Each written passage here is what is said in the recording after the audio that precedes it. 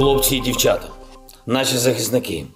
Rusiyanın Ukrayna döwletine hüjüm etmegi netijesinde Ukrayna döwletiniň prezidenti halka ýüzlenip ýarak tutup berijek kim bar bolsa ýarak beriljekdir diýdi.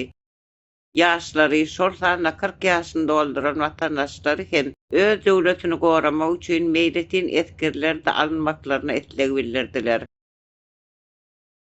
Rusiya döwletiniň Ukrayna agyr ýagdaýda hüjüm etmegi netijesinde döwletiň bir näçe şäherleri Rus goşunlar tarapyndan bombalandy.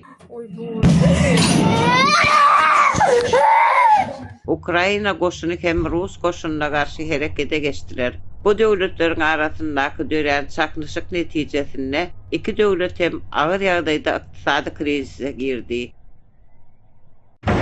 Rus mediasyndaky berilýän habarlara görä, Ukrayna goşuny Rus goşununa garşylyk görkezmeýär diýdi.